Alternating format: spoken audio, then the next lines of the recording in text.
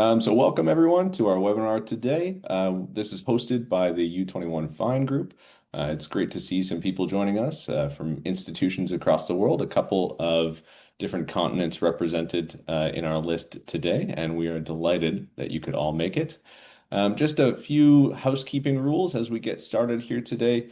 For cameras, you can choose to have them on or off throughout today's session, but the key thing here is the microphones. We would like those off throughout the session because we want to ensure that our audio quality remains uninterrupted as we record our great guest speakers here today. If you do have questions or comments along the way, please feel free to add them into the chat. We're going to be watching that closely and make sure that we can incorporate your ideas or comments or questions into the discussion part at the end of the session. And as we're getting started, we would love to get a sense of who is in the room. So please introduce yourself in the chat with your name, maybe your institution, and a word or two about what you think about when you read our topic, AI and education. So I've just done that for myself. My name is Tim. I'm from the University of Auckland. And when I think about AI and education, I think about the potential for contextualization. And then finally, one more note, we are recording today's session and we'll send you a link to the recording as a part of a follow-up email containing that link as well as details about future events for postgraduates and early career researchers. I will now turn things over to Daisy to introduce the topic of today's session. Thank you, Tim. Welcome, everybody. And this webinar was developed following the feedback we received from our Scholar Success in the Digital Era webinar series. So these webinars bring together leading academics, early career researchers, and postgraduates from across the U21 network in order to explore emerging issues in the world of academia. So you can also see our past videos through this link. We will also post that throughout our webinar. And our team, a Fine Leadership team, is aiming for acting as a forum for international networks in education. And we hope these webinars can provide a space to learn, network, and develop awareness of the global challenges in higher education and possible ways to navigate these issues. So today's webinar discusses AI and academia, as you can see, and we will have 3 leading academics sharing their ideas and discussing with all the attendees, everyone, about how to navigate academic digital space, which is rapidly developing in recent years. So before the discussion, please let me introduce our team with you, who you can speak or seek help during or after the webinar. Hi, I'm Tim Neufeld. I'm a PhD candidate at the University of Auckland. Hello, everyone. I'm Daisy. I'm a PhD at the University of Edinburgh. Hi, everyone. My name is Sanskriti, and I'm a PhD student at University of Auckland as well. Hello, my name is Manal. I'm a PhD student at the University of Auckland, and I will also be introducing Jack Webster and Mustafa. Both of them are also part of the Fine team. You can see that Jack is from the University of Auckland and Mustafa is from the University of Edinburgh. Unfortunately, they could not join us today. And we'll share a few more details about us towards the end, but for now, we'd like to take this moment to introduce our esteemed guest speakers for today's discussion. Our guest speakers today join us from the University of Auckland. First of all, we welcome Dr. Piata Allen, who is a senior lecturer and head of school in Te Puna Wānanga, the School of Māori and Indigenous Education. Piata designs and delivers online learning programs for Te Reo Māori digital technologies and mathematics. And the focus of her work recently has been examining the affordances of emerging technologies for Te Reo Māori and place-based learning, as well as leading projects that are aimed at increasing the number of students graduating from the University of Auckland with a high-level Te Reo Māori proficiency. We welcome Piata to the panel today. Thank you, Piata. Kia ora. Our next panelist is Dr. Laura Chia. Laura is a senior lecturer in the School of Social Practice and the co-director of the Center for Community Research and Evaluation. She leads research initiatives focusing on youth development and well-being. In relation to today's discussion, she has engaged in research on the potential role of generative AI in qualitative data analysis, specifically investigating how AI might support research capacity in community organizations. She's interested in the broader social impacts of adopting AI strategies within organizations. So these impacts include how AI tools can be engaged to enhance service delivery, knowledge production, and learning environment building. Meanwhile, she's also critically examining the ethical, social, and practical implications of integrating AI into these sectors with integrity. Welcome, Laura. Thank you. And last but not least, we welcome Professor Jason Stevens from the School of Learning, Development, and Professional Practice in the Faculty of Arts and Education. Jason teaches courses on human learning, development, and motivation, while his primary line of research focuses on academic motivation and moral development during adolescence. He's particularly interested in the problem of academic misconduct and the incongruity between moral beliefs and behaviors related to cheating, which many adolescents report experiencing. So as you can see, a very timely, critical perspective for us today. Welcome, Jason, and thank you for joining our webinar today. Glad to be here. Thank you. And also, again, thank you for all the colleagues joining this webinar today. We intended to make this webinar more interactive, as Tim has mentioned, while balancing with knowledge sharing with our guest panelists. So we will draw our discussion based on several topics related to AI and academia, but we also open the discussion board, the chat box, for everyone sharing your thoughts, expertise, and resources. All the resources has been shared, will be shared later after this webinar. So, Peter, Laura, and Jason, our first topic is around the current landscape of AI and academia. Can we talk about how is AI impacting academia? So the impacts, I mean, interrupting or maybe potential opportunities it creates. Yeah, I think it's still early days. I think that'd be the first thing to say is that, this revolution, as it were, has really just begun. We are, again, if you follow the news in terms of AI and its potential, it jumped from an IQ of 85 last year to basically 140 this year. So almost doubling its IQ. I don't know if you saw the AI 2027 report, but the idea is that we'll have sort of artificial superintelligence perhaps in the next couple of years. It might still be 5 years, we don't know. But perhaps all that to say is that the opportunities and the disruptions both are just getting started. I think one way we can parse that out, we can think about, well, what's happened in the space in terms of actual curriculum, right? That is what we teach, what are our objectives versus our instruction. That's another area, right? How we're teaching, how we're interacting with students or as researchers.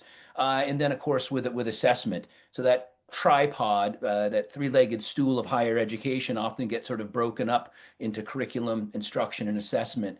I think our focus here today, though, of course, is more on, postgraduate research and early career researchers, which is a bit narrower of a lens. And I think a theme that'll come up here, though, in terms of that, that disruptions, opportunities, or challenges, opportunities is the double-edged sword that technology has always been, right? On the one hand, it enables us to do things that we couldn't do before, do things quicker, more efficiently, more powerfully. And then on the other hand, it can cut and bleed in the sense of having us engage in behaviors that aren't permitted, even strictly prohibited. And so we're already seeing that as a massive challenge with not just students, but even researchers, right, who are engaging in misconduct in ways that just weren't really possible before, at least not on the scale, and with uh, and really with the I don't say it's not undetectability, but if used well, these tools are very hard to detect. And so it really creates this challenge of needing to educate for ethical use of AI, because we're certainly not putting the genie back in the bottle. So, right? And so the potential for misuse is always going to be there. So the real question becomes, how do we educate for both effective and ethical use? I might jump in here. So I guess as educators, we do have to think about how we model the use of AI for our students, but also we have to think about the types of skills that we want them to leave their qualification with, that's going to position them well in whichever pathway or pursuit that they want to go onto after they spend their time with us. And I mean, we can see all kinds of technologies that have been introduced into teaching, and I would say from academia through to compulsory schooling, and how some educators have really mastered those tools and use them to enhance their teaching practice, and other educators have, sort of mastered them at varying levels. So I think that there's a challenge there for educators to think about how much of this tool do I need to master in order to model sort of high level use for my students, and actually to assist them in gaining those skills, and how much what are the parts that I'm going to leave. So when a new technology is introduced into any space, there's going to be change. And I think the first thing that we need to do as educators is just decide for ourselves what are the desirable changes and what are the undesirable changes. And just to be very clear about those things with our students, like if I'm going to do a lecture with no PowerPoint, why am I choosing to do that? What is the purpose that I'm, because that's a pretty, these days it's very rare for a lecturer to just teach a lecture with no visual representations. And for myself, I would argue that providing multiple representations of the learning or information is quite important for accessibility, but there may be a reason that I'm just going to rely on audio and my own physical presence to teach a particular concept or topic. But these are all choices that we make as educators in order to model particular, I would say, purpose, behavior, and the actual content or knowledge that we're drawing on. So I think this is another way where we have to actually think about our practice as educators and why we would choose one tool and to use it in a particular way, or why we would choose not to use it in different situations. And we'd equip our students to understand why we've made those choices, and how they may then choose to replicate that behavior in their own learning, but also beyond the university. And I think I'll just jump in there, I guess, to riff off the two points that both of you made. Jason, you talked about the revolution, and it's really funny because the more I think about AI and the more research I read, particularly on generative AI, it's really just an evolution of tools that have been developing for a long time and have now just smacked into education and postgraduate research and research settings in general. And the scary part is, I think, the disruption is that people can use it really well, but what counts as well, we're not clear on, and we're not necessarily setting out good guidelines on or getting agreement on. And I think it's a tricky place that we're in at the moment. And like you said, it's new and it's constantly shifting and dynamic. So the other piece to that is what Piata said around training, students for their future careers. And I've been thinking a lot about that lately with redundancies, with jobs disappearing and jobs being created. And I think we really need to get back to the core of education around what are some transferable skills that we're teaching here? What are students going to take away? And, you know, you hear it all the time, critical thinking, but what does that actually look like? What does it mean to teach critical thinking skills? What does it mean for someone to identify as a critical thinker? And I think skills like reading deeply, skills like being able to debate, have philosophical debates that can inform the way we think. These are grounding foundations that maybe before were part of something you might do as, you know, researchers. It was, oh, it's a tick box. I may need to make sure I know my ontology, my methodology, or ontology, epistemology, you know, the paradigms, the methodologies, all the things in research, the components, right? But I think it's forcing us, AI and Gen AI in particular, is forcing us to really understand those concepts, how they speak to each other. And I think that is more important now than ever. I've been using AI in my classroom since 2023, so since July 2023, and I teach one of the biggest courses in our faculty. So there's 800 students, and it's a youth work paper. And what we get them to do is use AI as an object to think with. So we ask them to prompt AI about questions around a youth issue. And then when the output is spit out by Gen AI, which is just really not intelligible at all, it's just predictions and words, and it doesn't even understand the language it's putting out because there is no understanding. So what we ask the students to critically engage with that. What is the output saying? What's the bias? What perspective is informing that output? How is it framing young people? How is it different or similar to a young person's actual experience? And this is all in the context of youth work, but we then ask them to go to the literature, and what they find is the outputs in Gen AI, sometimes they're correct, but most times they're half-baked, and it's, you know, it's not fully cooked. So they're learning, by the time they get to the end of the course, they're like, why did we have to use that anyway? And that's exactly where I want them to end up. You don't need it. You actually should rely on the research first. So I think there's ways we can use it in education to help them become critical thinkers, but there's also a risk right now of adopting too quickly in our teaching, and then there's an over-reliance on AI. And I don't think as postgraduate researchers and early career researchers, that's something you want to be doing if you haven't built your foundational skills yet. Perfect. I think you've touched a lot of things around this topic and give us very fantastic examples around how we can use AI and how we can, help students to understand AI better.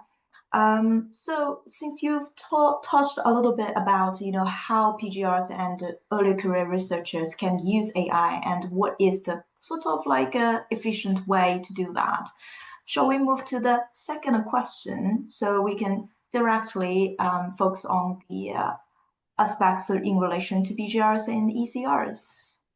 Hand over to you. Great, thanks. Before we move to mine, I would like to maybe just put in a little follow-up question here. As we got started talking about this topic, we talked initially about how we're still at the early stages of this, and we talk about how we define what misconduct is and how to inappropriately use the tool. But are we at the stage where we have effectively defined what it means to use these tools well in the realm of PGR and ECR kind of frame? Does anybody have any thoughts on that? I just think Laura, really hit it nicely, is that you're really using it to supplement, at best, if at all, right? It's really meant to enhance your understanding. If you're using it, I tell my students, because of I was part of a pilot project this year. I've got a class with 300 students, undergrads, and we developed an AI agent. So we put it on Canvas, and students could use it, and they really liked it, and they went to it a lot. And their number one reason for using it was really, to help build their understanding. Of course, we set it up as a Socratic bot, so it was not allowed to feed them answers. I personally, I think it's sort of like I think it's like alcohol. Like people shouldn't be allowed to use Gen AI until they're like 18 years old, maybe or something. They should be allowed to use AI, some AI tools, agents, but they should have, with a lot of guardrails on it, though, right? No responses more than 300 words. No providing, right? They're more become more Socratic bots. But that what Laura was saying there was really right on. Is you need to have a foundation, and then using AI to then enhance and supplement your learning, not replace it. I've been developing what I call a WISE model. I'm working on a handbook chapter now where I talk about what is effective and ethical use. And WISE is an acronym, of course, and I can actually just throw this up quite quickly, just so you can have a visual for it. Where you think about it as um, uh, you're going to AI to enhance your understanding and growth, not to it's a supplement, not a substitute, right? You're doing it with integrity, responsible and transparent use, not clandestine. And of course, we do have a lot of worries about security and confidentiality, particularly for young users and AI, collecting everything you're doing. I mean, it's not going to. I think OpenAI, Sam, Altman even said, I think they're going to start to commercialize it. It's going to become like Google, and you're going to, anything you do in there, it's going to be part of a database that they get sold to, that's a worry, right? And we're not going to have that kind of safety and confidentiality we should have. But then finally, this idea of agency and empowerment, right? We don't want AI, and I'm very worried that it can enfeeble and infantilize us. I'm very worried about that. I've already seen this with postgrad students who have cheated on their master's thesis. I'm an academic integrity advisor for the faculty, and you get these cases where they've written something that seems really good. You sit down and they've been suspected of misconduct. You sit down and talk to them, and there's just you can tell they didn't write any of it. There's simply no understanding. And this again is exactly what Laura was saying, that if you just go to this tool right away and you use it as a substitute for your understanding, to build something or analyze something for you or summarize a PDF, you're taking a shortcut that is shortchanging your education, and it's going to come back really to haunt you. I'm afraid to say, on a number of levels. A charge of academic misconduct is going to be just the beginning. So I think I've said enough. It's really interesting. Like the question of, are we at the stage of using it well?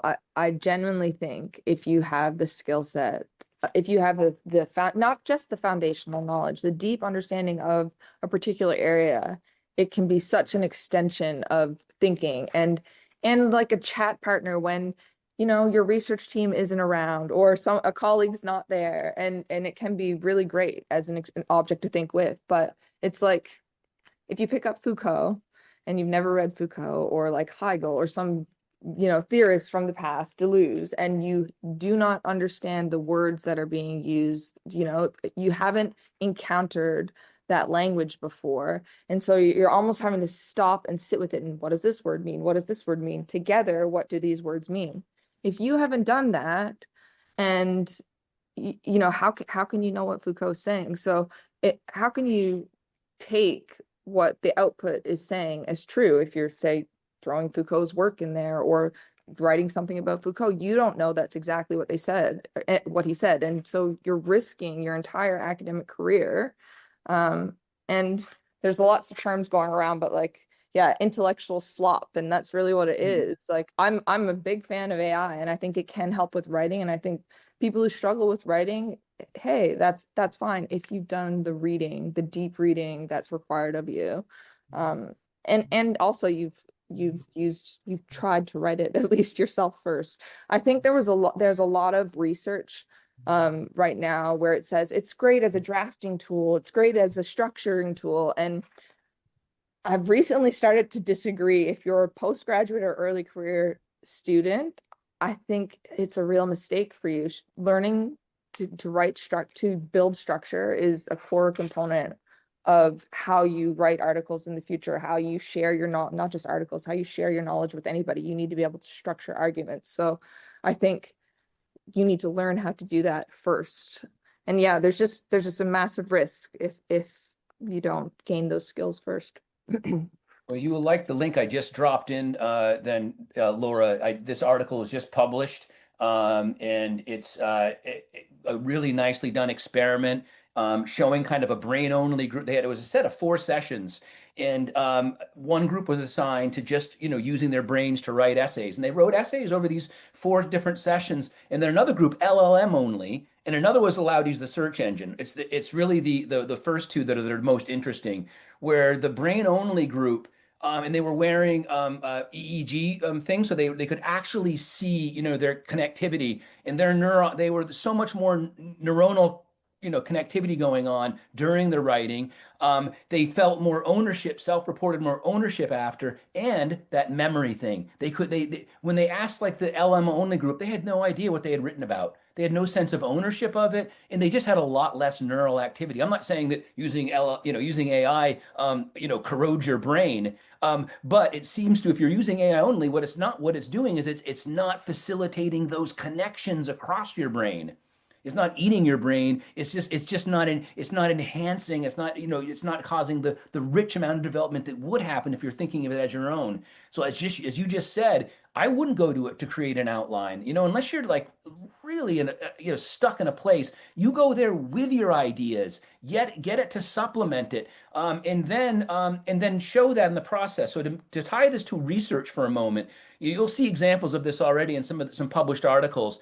If you're going to use AI, what you really need to do in terms of being transparent and disclosing, like I mentioned earlier, is show the prompt. Right, this is what I fed AI, what I told it to do. And this might go in an appendix, at least for the review process. Whether it goes into a final publication or not is probably up to the editors and so forth.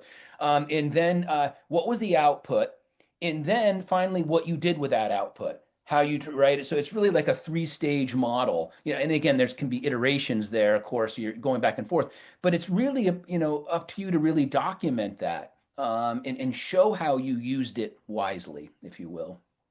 Sorry, I'm not sure if you said this at the beginning, but because I was looking at the citation, I've read that study. And also this is one of the most misquoted studies right now about AI, around your brain, ChatGPT corroding your brain, because isn't it in this study, or it was the follow-up study, that they had the ECGs on, and so but when people had actually prepared for their essay and then engaged with AI, there was more that was firing. Yeah, so study 4, right?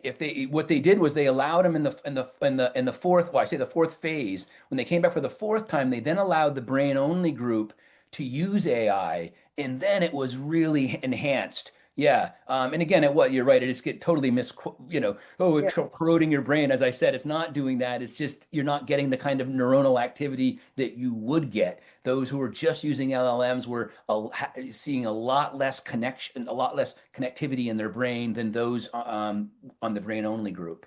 You should definitely read that one. I've got another study I'll post in a minute that just got published this month on use and misuse, and really how self-regulation, again, among postgraduate students, I believe it was, and looking at AI use and how self-regulation facilitates creative use of AI versus misuse. Right. So those who had low self-regulation tended to misuse AI, as you might expect, as opposed to those with higher degrees of self-regulation were using AI for more creative purposes and getting more out of it. Very much in line with what we're saying here. Great. Anything that you would like to tack onto that, Piara? I guess just thinking about, as you're establishing yourself and as a researcher, whether you're in postgrad study or you're shaping up a research proposal for a grant and things like that, I guess it's just thinking about how you want to engage with information, how you want to access information, and how you want to engage with it. So I think with all tools, you have to be very, very clear about that. I think these days, actually, when you're doing your designing your research, this does have to feature in there to some extent in your methodology. Like, are you going to use a large language model as part of your initial literature search? Is that going to be part of that? Are you going to use a language model to organize, maybe the studies that are available to you or the data set that you're engaging with? Is that going to be part of your research design? And if so, why? Because there are ethical considerations as well, but also it's the experience that you want to have as a researcher. I'm someone who manually transcribed all of my interviews because I wanted to, because that's how I wanted to engage with that data. I could have, I couldn't probably have automatically transcribed them at the time because the bilingual language models weren't that great. But so I could have hired someone to do it for me though. Like I could have contracted that out. But I wanted to transcribe that data. I wanted to really, as I was transcribing it, hear it for the second time, if that makes sense, in its entirety, before it had been sort of coded or categorized in any way. So I think as a researcher, it's not just about thinking about what the affordances of the tool, particularly for time management and things like that. It's actually, what experience do you want to have as a researcher? How do you want to engage with that data? What are the parts that actually a large language model might be quite useful, particularly if you customize it, or is this sort of, do you want to engage with sort of the unfiltered data set yourself? So yeah, I think those are the things to consider, whether or not that's going to then influence the outcome of your research, and how your data is presented. I would say for me, coming back to the transcription example, I then struggled to edit. I struggled to bring that data set down because I was very, very engaged with it and felt like it all needed to be published, that it was all very important information. Maybe if I had someone else transcribe it and I was just going through and coding it more quickly, I may have found it easier to sort of draw out a smaller subset of the data. So again, there are consequences to the choices that we make. And so it is really about you as a researcher deciding what experience you want to have in your research, and also, thinking about the consequences of down the track with how you end up presenting that data. I think that's great, Right. great advice. I really like, and I applaud you for doing that, because I think I mean, like, I did my PhD over 20 years ago now, but and I transcribe my own interviews as well, but mainly because there wasn't automatic transcribers now, so I can see the temptation. But I think you're so right. That's what gets you close. Maybe, I don't know about too close to your data, and really that's where the understanding is. And I think, that most people, if it's all feasible, should be transcribing their own data. And then, as you said, when, like, the article that I'm thinking of that I first saw, and Laura would know this one too, that, where they had done that, where there was a qualitative study. They had done the transcriptions, and then, had like a first thing of, thematic analysis. And then so they took their thematic analysis, fed it into AI, got some suggestions from AI, and then, and then modified a little bit. So it's like that three phase. And I thought that was a very nice use of AI in that context of, going through and, because a lot of people now are just throwing it right into AI to do their thematic analysis. And I think that is, again, a mistake. You're taking a shortcut there that really is shortchanging your own understanding. And it's not even, it's more than that, more than just a mistake. It's really unethical if your participants also haven't agreed to that use. That's their story. And I think it can be useful. And I particularly like what you just said, Jason, around it being like that third agent in your data analysis. You have your participants, you have yourself, and then AI is kind of helping somewhere in the organization of that material and how you present it. But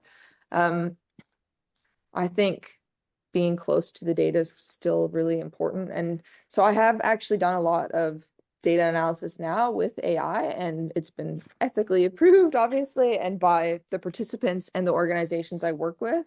So one article's coming out in a couple of days, and I'll just give you a little bit of what we did so you can understand all the hoops we went through.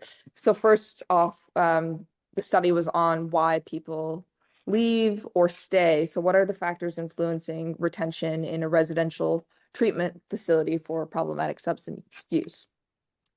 And what we interviewed lots of participants, and they all agreed, and the ethics agreed, that we could pass it through AI if their stories, if the participants agreed and if the organizations agreed. Now, why would you do that? And I asked myself before we did it, why would we even do this? But part of working in practice research settings and under a neoliberal government, and most of our organizations and institutions are in that vein. So efficiency was a key driver for the organization. They needed a quick turnaround on what is happening in our service, how can we improve it? So there was an argument for efficiency, but I don't like that argument. So beyond that, once we passed we did the familiarization ourselves, we did coding ourselves, and then we were like, okay, we think these are the initial themes. We put the transcripts into the AI after they were all de-identified. And it came back and it had way more themes than we had. Now, if you started collapsing, it got kind of overwhelming and confusing. So if you started collapsing them down, we were more or less along the same lines. It did raise a few points where we're like, oh, actually, that is interesting. Let's pull this out as a separate theme. Then we got it to write vignettes for us to present the data. So as a way, instead of presenting it in a thematic analysis, we presented their stories. So a vignette presented in that way captures their entry point into the service, what challenges they might have had, and what factors influenced them to stay or leave. Anyway, it had a full picture, an overview of each of their transcripts, each of the stories they shared with us. And what we did then was give that transcript back to the participant to say, is this representative of your story? Now, we had already found a few mistakes the AI had made, so we had already done our own edits.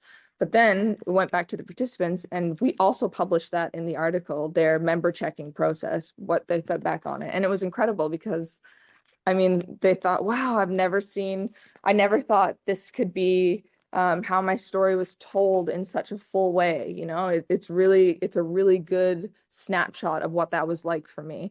And all of the feedback was overwhelmingly positive, you know, and then it also gave them a chance to edit it themselves. But what I wanted to say about that is it was efficient in the sense that it gave us more time for the member checking process. It gave us more time to think about how we wanted to present the themes, and it gave us more time to spend with the literature to locate how it was contributing to bodies of knowledge that already exist around retention factors for problematic substance use. So I don't want to say it gave us more time, you know, to get more outputs, because I think that's a terrible argument if you're for using AI in research for efficiency reasons to drive outputs. It shouldn't be the goal, but it did give us more time to present a more robust analysis, and that has actually changed practice. It's already been used by the organization. So I think there are good use cases for it, but you still need the familiarization with your data. You need to have ethical approval from your participants. You should not be putting data into any AI tool that hasn't been approved, you know? Sorry, that was long. I appreciate it. Thank you very much. And also for giving a concrete example. So we've talked about kind of how we can use it for potential analysis, writing vignettes, and looking at how it can potentially be used for transcription as well. That's something that I've done myself. I mean, for my master's degree, there wasn't these easy to use transcription tools. So I did it all myself, and I found that a really taxing process. So for my PhD, I had ethics clearance to do AI for the first pass. Still required a lot of changing. So I don't necessarily think that I was shortchanged with how much time I was spending with the data to get familiarized with it. Maybe if I use a better tool, then it wouldn't have required me to go back through it so much. But it sounds like efficiency, I mean, we don't really like to say it that way, as you say. Efficiency is definitely something that can offer us. provided that we rededicate that time in a different direction. Because I guess where my concern sometimes emerges is that if we use AI tool for each possible use case scenario, yes, we can churn out things, but intellectual slop is the term that you were using earlier. We don't necessarily want to do that, but yet as a PGR, I feel pressure to make sure that I have produced X number of articles to become hireable in the market when I complete my doctorate. And so I think that what I'm hearing is that AI tool usage can be an individually like personal tool that we find the niche that we find it valuable so that we can allocate time for a more beneficial purpose elsewhere, like reading literature more deeply or engaging more directly with our participants or making sure that we're investing in our interview transcripts so that we know our data extremely well. Yeah, all that to say, I think that those are some really good personal ideas about how we can use AI in an individual way. I would just for Um, that though, before we transition, just when using tools, I'm sure Laura does and Piata, the University of Auckland and I hope elsewhere that that they have an enterprise account. So we have Microsoft Copilot, which is really ChatGPT, but you have the reason why that's important is because of is that can't be then put into the training databases. So your university hopefully has paid tens of thousands of dollars, for this contract that then at least provides a little more security with respect to protecting the confidentiality and information of participants. right. Yeah, definitely a big concern throughout. And I'm thankful for the university for not taking the Luddite approach and offering some scaffolding and opportunity for PGRs to work toward developing some sort of proficiency and ethical use of the tool. With that in mind, as we move on to our next section, we're going to talk about the AI's impact in academia from Sanskriti. Can you please take this one? Yeah, sure. Thanks, Tim. And yeah, I mean, we were going to now move into talking about some of the ethical concerns and critical perspectives on AI in academia, but I know we've touched on quite a few things already.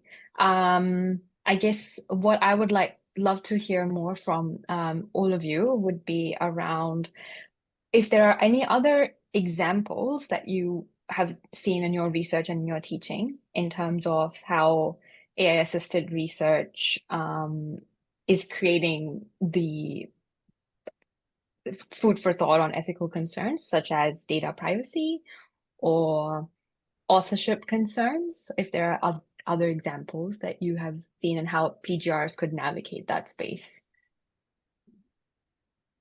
I'm going to leave data sovereignty and data privacy to someone else because I just feel like we have so many tools, our phones, our watches, our cars, everything's monitoring and surveilling us. And I think it can be really naive sometimes, these debates around privacy and data security. So, and what does that mean if, for example, these perspectives of the women and men who were in a substance use center whose experiences in that research are largely absent from research in Aotearoa, but also in other places as well. So those are already marginalized experiences.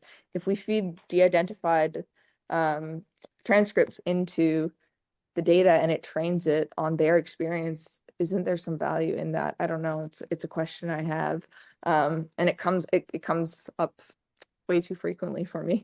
But yeah, I don't know if anybody has anything to add to that one, but Yeah, I think it's a balance. If you've got consent from them to share that, and it's then there's not a problem.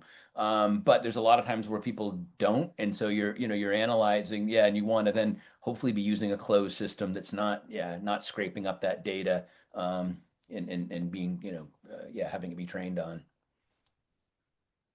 I think it is quite important in the planning of the research to think about, if you're going to be using large language models or if you're going to create a custom sort of model that you're going to use to assist in your research. I think, it is important to think about, whose data you're going to be accessing. How do they then maintain control of that data? Is that even possible? How, who might gain control of their data, and that they are aware of that.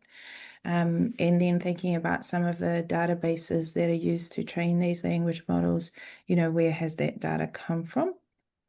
And, is that model actually going to be useful in this research project without customization, or without,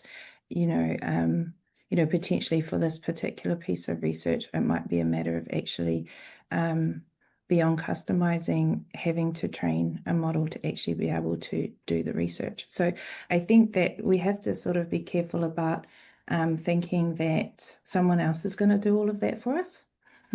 Yeah, that's third-party tech company is going to do all that thinking and all of that preparatory work to make sure that that model is actually fit for purpose.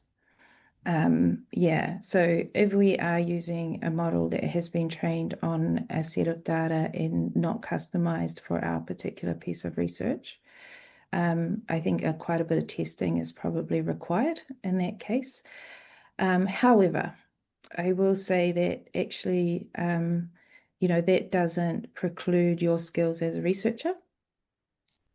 Yeah, so what that does is it really brings it back to you as a researcher and your skills in the research process to ensure that, in fact, the outputs that you are producing are true to the experiences of the participants, if that's what is happening. I think Laura gave a really good example of ensuring that part of the research design is that they in fact get to verify that that does feel true to them, and that they're able to edit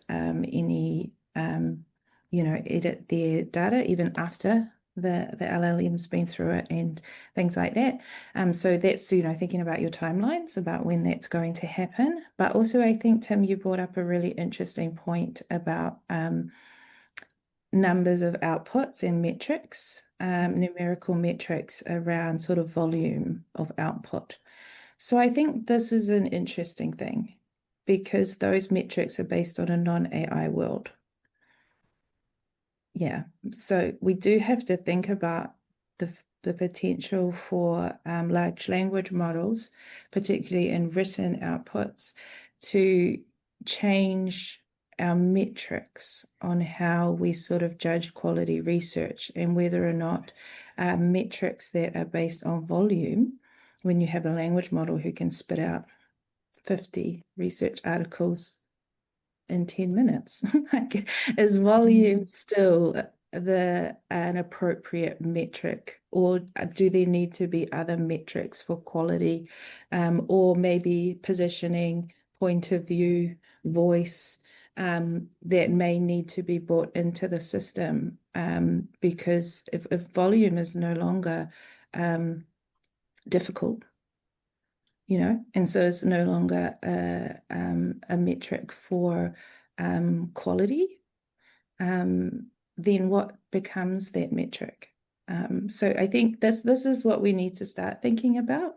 We need to start thinking about what are the longer term impacts of this technology, and the answers to these things are not going to come to us from elsewhere. We're the ones who are going to come up with the answers and participate in the discussions and debates about what academia and research looks like in a very sort of AI-enabled world. And I think there are more and more questions being asked about data sovereignty, and more groups organizing to ensure that particularly international tech companies do not, in fact, control large screeds of data that belong to particular communities.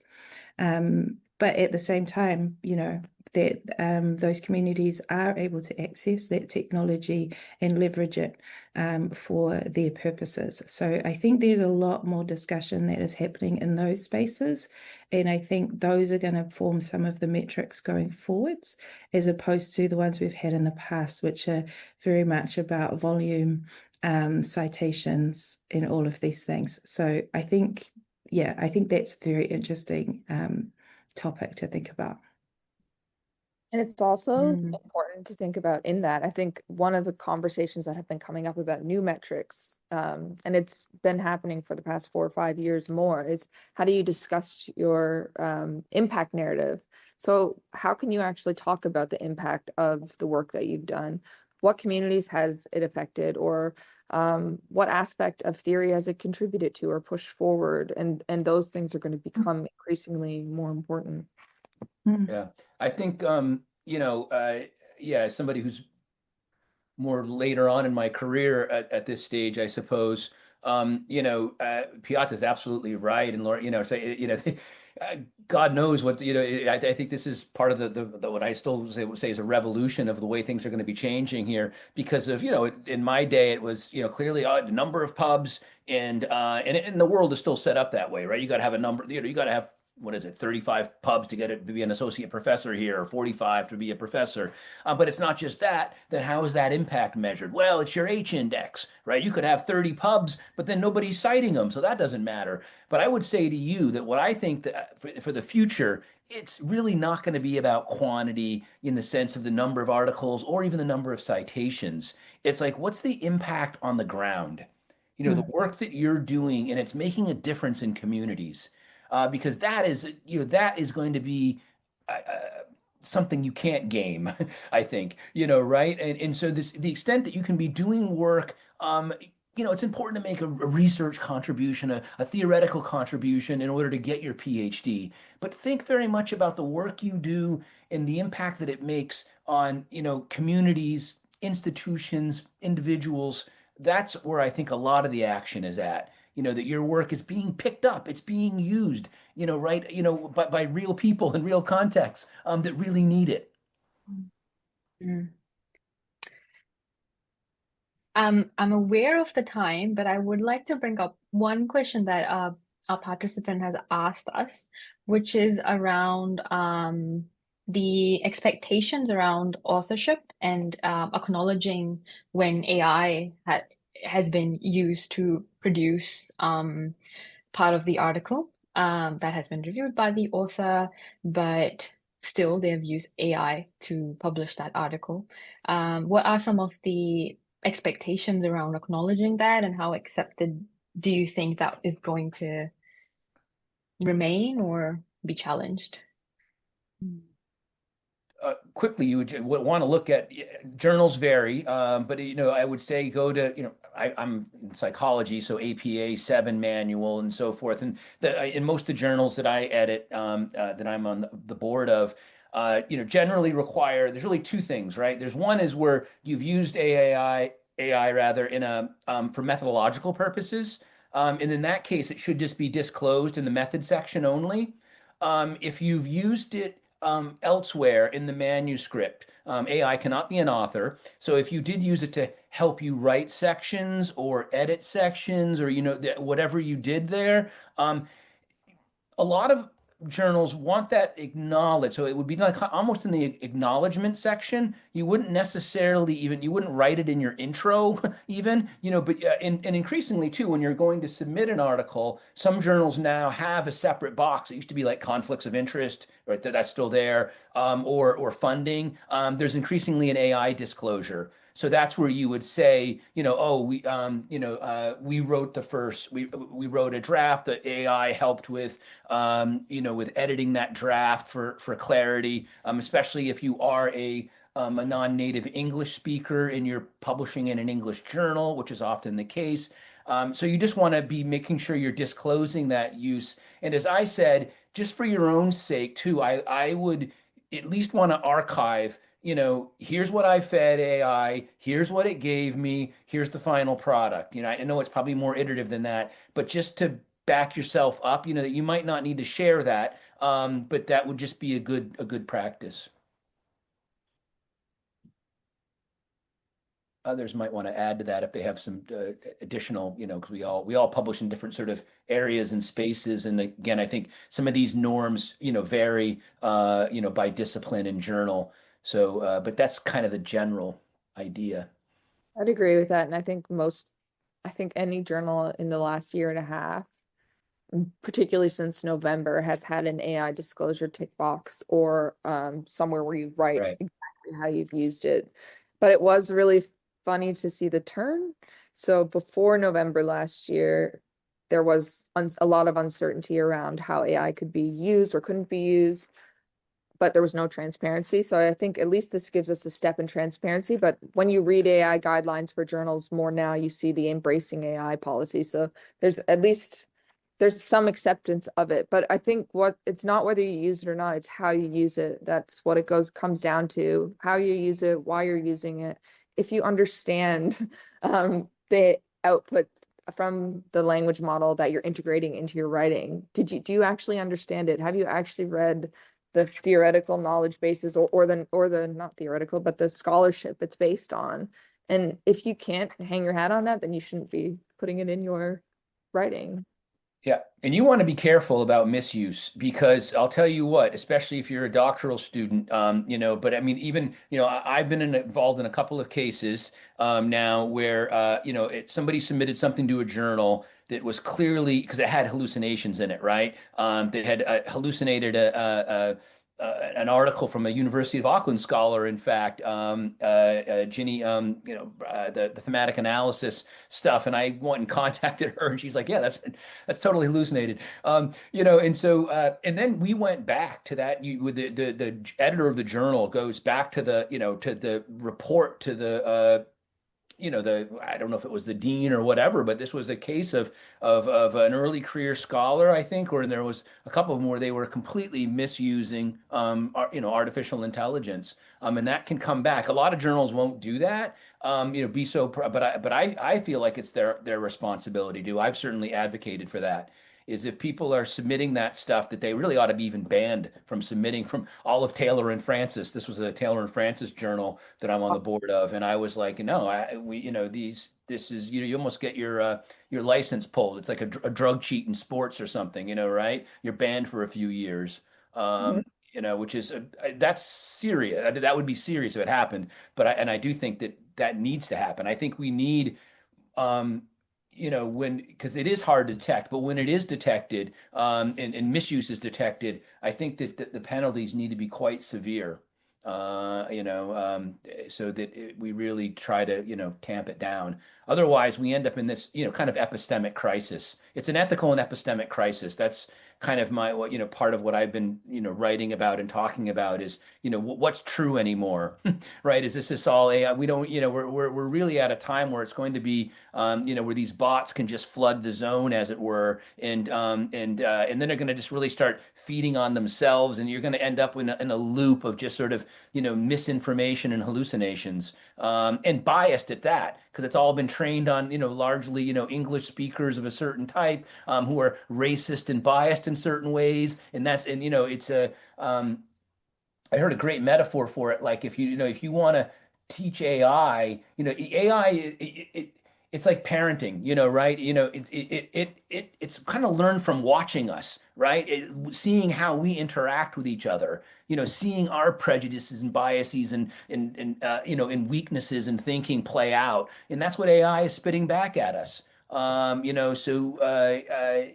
And that's problematic. That there needs to be a lot more. I mean, I could go on about this topic, but I think the people who are, the tech bros in Silicon Valley and those that are really building these tools, need to do a much more careful job, and really maybe even slow things down. I think now it's just become well, the cat's out of the bag as it is, and it's a race to artificial super intelligence, and whoever gets there first is going to have the keys to the kingdom, and we're all going to be living in some dystopic technocratic world. That's the worst case scenario, but that is something that I have thought deeply about, and if I I don't want to close on a sort of a negative note or anything like that, but I do have this sort of model where I've been working with, when I think of it as, oh shoot, I know we're running low out of time here, and where did it go? But this idea of, I think that there are these pathways, in that AI, super AI, can take us to this sort of almost a utopic uplifting to human flourishing, or it could, end up being a sort of a dystopic descent into human extinction. I'm hoping more for the middle way. I developed this when I was in China in June, so I went with the sort of the Buddhist thinking of the middle way or the middle path here, but where we have some sort of rich collaborative coexistence. But I do really worry about, and that's the sort of provocations, that there's this sort of existential, tension of destroyer of worlds, hero of all wounds, or the epistemic, right? A disseminator of misinformation, or the fount of wisdom, master of deception, paragon of virtue. And I spell these all out in more detail later, but I can't show you all that now.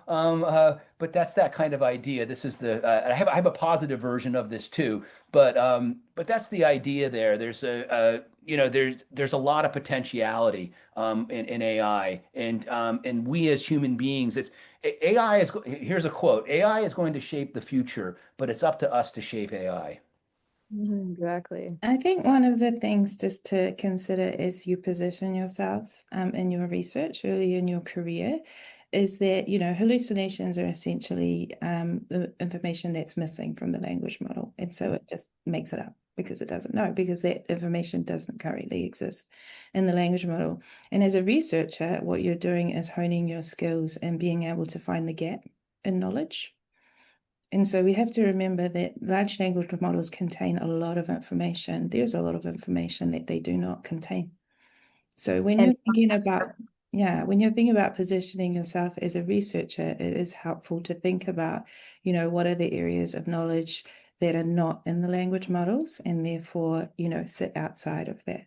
And those areas are going to always require more research, human-led research. And there's reasons why, like the hallucinations are inbuilt in the model, like you say, Piata, partially because they want that knowledge not to be there. They want non-racist things to be there. They want non-biased things to be there. So it's not necessarily a mistake. And I think it's interesting if we want to look at post-humanist perspectives on AI. I mean, AI is scraping all human data. So in some way, it is a representation of humanity as a whole, the worst and the best parts. It just lacks the empathy and the ability. It lacks understanding in general. It's not intelligent, despite what the name says. It's a modern day Frankenstein. I mean, Yeah, right? exactly. It is that. Yeah. And Sam Altman himself said, right, that AI, it wasn't built to tell the truth. It was built to be persuasive.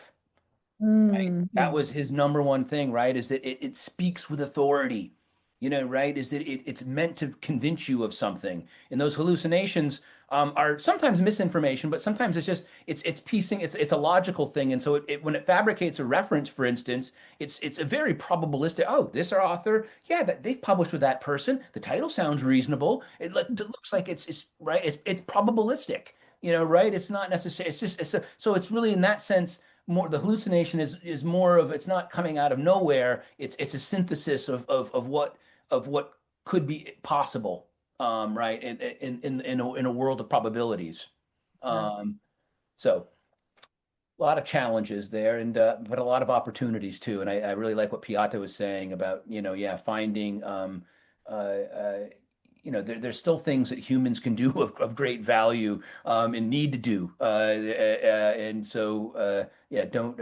I worry that people are going to feel a lack of agency and lack of hope, in a world that becomes increasingly, driven by AI, and that concerns me for the young people today.